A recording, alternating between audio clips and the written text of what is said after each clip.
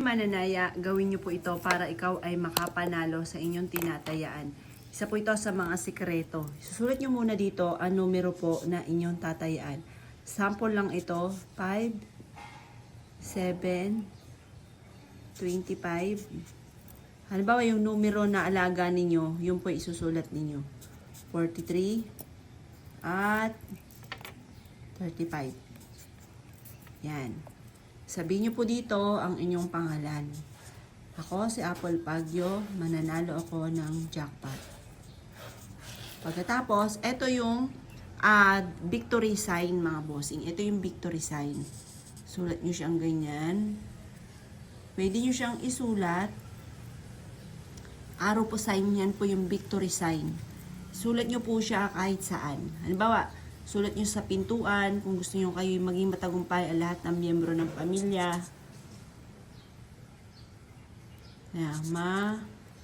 Nanalo ako ng,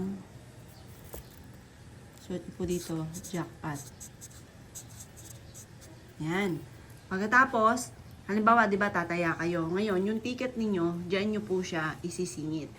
Yung ticket ninyo, diyan nyo po siya iipit. Ipit nyo po ito sa mataas na lugar. Halimbawa, sa may altar po ninyo, ipit nyo po siya. Makakatulong po ito upang sa ganon, kayo po ay manalo. Or kaya po, makakatulong po ito upang sa ganon, kayo po ay maka-attract ng swerte, lalo na sa pera. Kung ikaw ay mananaya, gawin nyo po ito agad.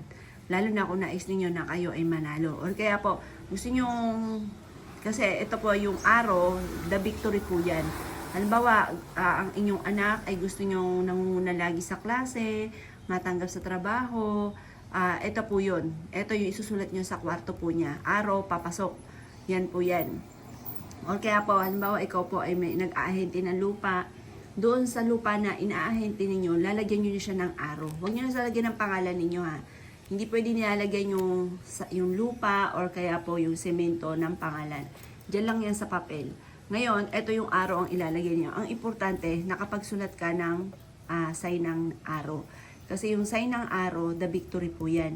Yan po ay pagpapatagumpay sa mga pangarap po natin. Yan yung the victory. Yan. Kahit ano man po yan, basta ang usapin ng tagumpay, ito ang isa sa mga pinaka-the best na isusulat po natin. Yan. Kaya kung gagawa ka ng ganitong mga pamamaraan, ay siya mga boss, good luck po sa inyo po lahat.